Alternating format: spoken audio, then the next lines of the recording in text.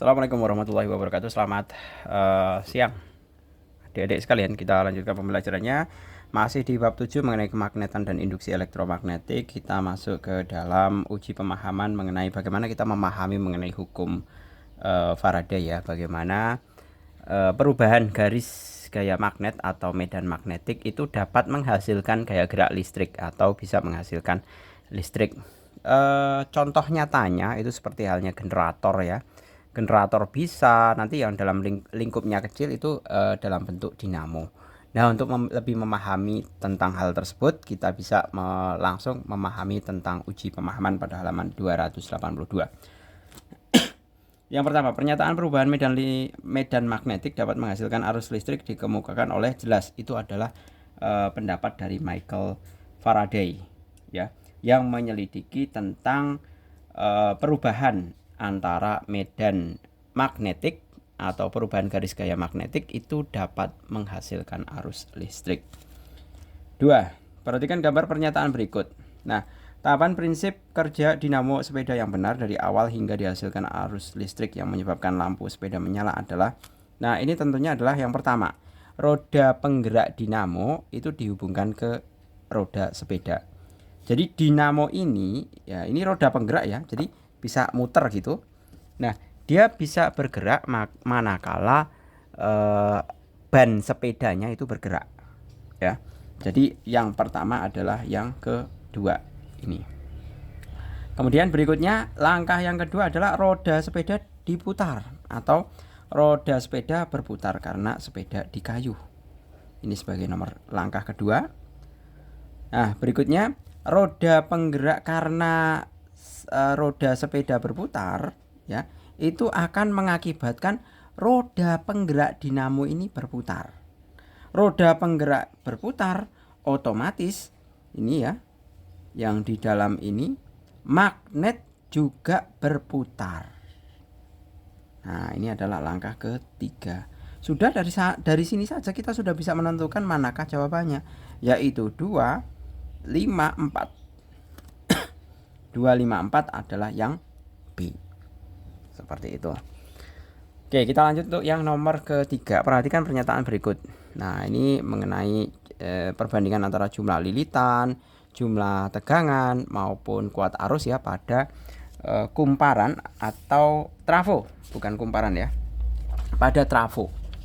Nah, trafo dibedakan menjadi dua ya. Ada trafo step up dan ada trafo step down. Nah, step up itu intinya gini, naik ya. Kalau step down itu turun. Nah, seperti ini. Kalau menaikkan tegangan ini kan berarti V primer, V sekunder. Kalau step down ini V primernya lebih besar, kemudian V sekundernya lebih kecil karena dia turun. Step down. Step up naik, VP kecil, VS-nya lebih besar. Nah, VP itu akan sebanding dengan NP, berbanding terbalik dengan kuat arus. Nah, ini hubungannya. Jadi di sini ada VS, ada NS dan ada IP.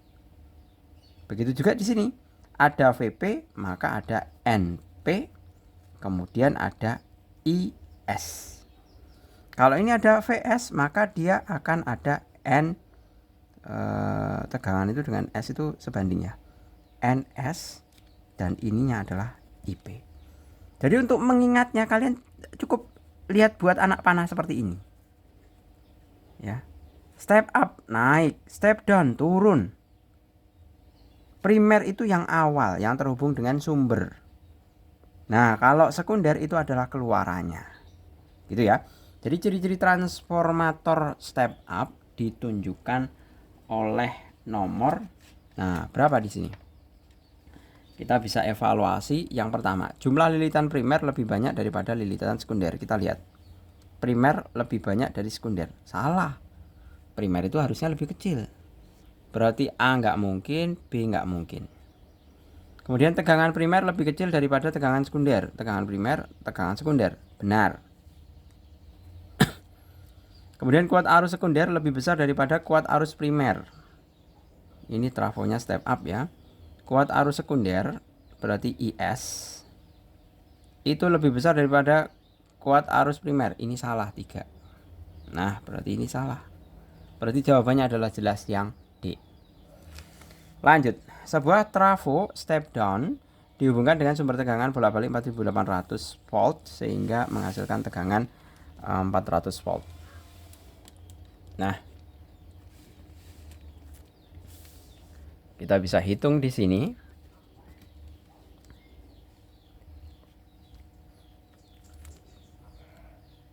Tegangan bolak-baliknya 4800 berarti ini adalah V primer ya. Yang 4 diketahui V primer sama dengan 4800. Kemudian menghasilkan tegangan berarti V sekunder sama dengan 400. Jika arus listrik yang mengalir pada kumparan sekunder 3 ampere ya, kumparan sekunder ini IS sama dengan 3 ampere. Arus listrik yang mengalir pada kumparan primer adalah berapa? Nah, kalian bisa hitung. Lihat, ini perbandingannya adalah antara tegangan dengan kuat arus. Ingat, kalau kuat arus itu berbeda ya. Jadi VP per VS sama dengan IS per IP. Nah, seperti ini. VP 4800 per VS-nya adalah 400 sama dengan IS-nya adalah 3 ampere per IP-nya yang dicari. Karena ini mengalir pada kumparan primer. Berarti IP. Ini bisa dicoret ini nolnya. Ini dibagi dapat 48 bagi 4 itu adalah 12. Otomatis IP sama dengan 3 per 12 sama dengan 1 per 4 sama dengan 0,25 ampere. Selesai. Lanjut untuk yang nomor kelima. Perbandingan jumlah kumparan primer dan kumparan sekunder sebuah trafo adalah berarti NP dan NS. NP sama dengan 3, NS sama dengan 5. Jika arus yang dihasilkan trafo sebesar 500 mA, arusnya yang dihasilkan berarti I sekunder IS. I sama dengan 500 mA sama dengan 0,5 ampere karena dibagi 1000. Ya kan, 500 dibagi 1000 itu sama dengan setengah atau 0,5 ampere. Arus listrik yang mengalir berarti kita pakai persamaan NP per NS sama dengan IS per IP. NP-nya berapa? 3. NS-nya 5. IS-nya berapa? 0,5. IP-nya yang ditanyakan. IP sama dengan 2,5 per 3. Nah, ini dapatnya sekitar berapa? 0,83 ampere. Nah, kurang lebihnya segini. Nah, di sini tidak ada jawabannya. Kalau mau diminta mendekati yang mana ya otomatis ini 0,8 ya. 1 ampere. Ya kan? Mendekati ya berarti 1 ampere. Kalau diminta untuk membulatkan. Seperti itu. Lanjut untuk yang nomor ke-1, apakah persamaan dan perbedaan antara dinamo dan generator? Persamaannya adalah sama-sama mampu membangkitkan listrik ya, atau menghasilkan energi listrik atau mengubah persamaan keduanya mampu mengubah energi gerak menjadi energi listrik. Nah, perbedaan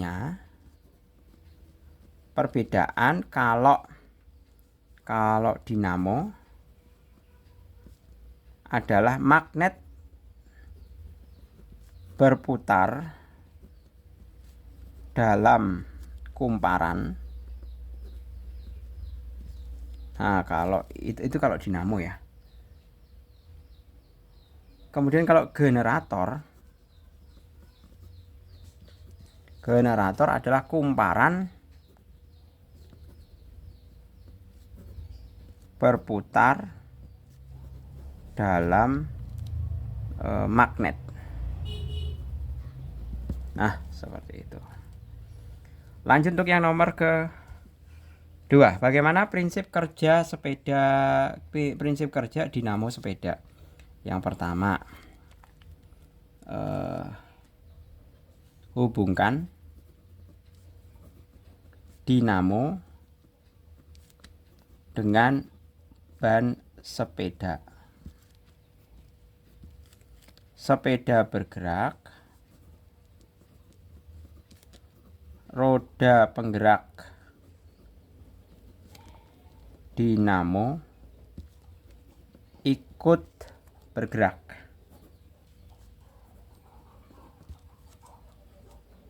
Sepeda bergerak, roda penggerak dinamo ikut bergerak ya. Nah, roda penggerak dinamo ikut bergerak sedemikian hingga menggerakkan juga kumparan. Menggerakkan magnet. Magnet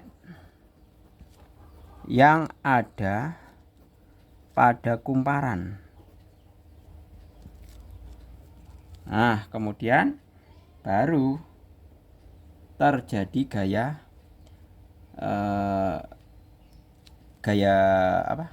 magnetik, terjadi perubahan gaya magnetik yang menimbulkan GGL listrik atau menimbulkan gaya gerak listrik. Nah, ini prinsip kerja dari dinamo.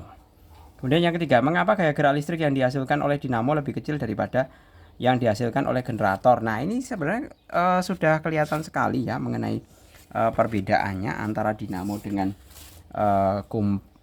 dengan generator. Kalau dinamo ya, dinamo itu adalah magnet berputar dalam kumparan. Sebaliknya kalau pada generator ya, itu adalah kumparan berputar pada magnet. Nah, inilah yang menyebabkan adanya perbedaan dari gaya gerak listrik yang dihasilkan. Lanjut ke yang nomor 4. Sebuah trafo step down dihubungkan dengan sumber arus listrik, berarti VP. V primer sama dengan 5000, V sekunder sama dengan 400. Kemudian jika arus listrik yang mengalir pada kumparan sekunder berarti IS sama dengan 3 ampere. Hitunglah arus listrik yang mengalir pada kumparan primer. Nah, berarti kita pakai persamaannya tadi, bahwa VP per VS sama dengan IS per IP. VP nya adalah 5000 dibagi VS nya 400, IS nya 3 ampere per I primer. Ini bisa dicoret ya.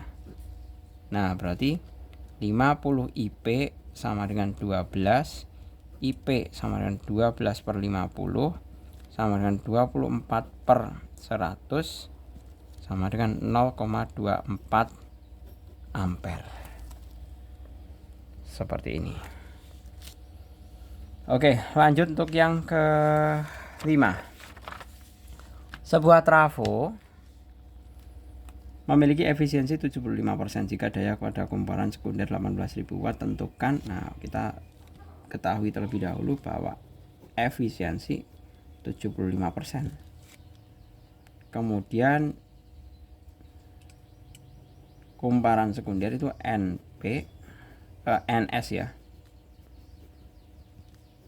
18.000. Tentukan daya listrik pada kumparan primer. Oh, ini daya kok ya. Ini daya, ini 18.000 ini berarti, aduh Pak Jul salah ini. Kalau daya pada kumparan sekunder berarti PS sama dengan 18.000. Nah, maka daya pada kumparan primer adalah, nah kita hitung rumus efisiensi. Nah, rumus efisiensi itu sendiri itu kan bisa diperoleh dari efisiensi sama dengan PS per PP kali PS per PP kali 100%. Efisiensinya adalah 75%. PS-nya adalah 18.000 per PP 100%. Coret seperti ini ya. Maka PP sama dengan 18.000 kali 100 dibagi 75. Bagi 25 3, bagi 25 itu dapat 4. Bagi 31, bagi 3 itu dapat 6. Ya benar ya. 18 bagi 3 itu 6 ya, benar ya. Nah, berarti tinggal 6 kali 4 sama dengan 24 watt. Ya. Satuannya adalah 24 watt. Oh, masih ada ini ketinggalan. 24.000 watt. Nah, sudah ketemu yang A-nya, kemudian kita tinggal menghitung yang B-nya, bahwa jika kuat arus primer berarti IP ya.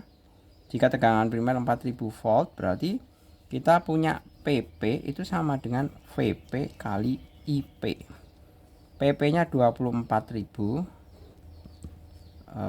Kemudian tegangan primernya adalah 4000 kali IP. Nah, ini kan bisa corek.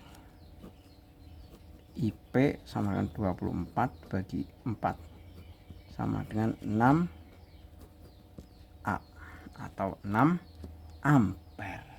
Seperti itu. Oke, gitu ya. Saya rasa cukup, semoga bermanfaat. Silahkan untuk kelanjutannya kalian bisa simak di playlist. Misalkan di playlist tidak bisa diputar, kemungkinan besar itu merupakan salah satu jenis video eksklusif. Kalian dapat menyaksikan mengenai video eksklusif manakala kalian sudah bergabung di dalam mode pelanggan. Gitu, terima kasih, selamat siang. Assalamualaikum warahmatullahi wabarakatuh.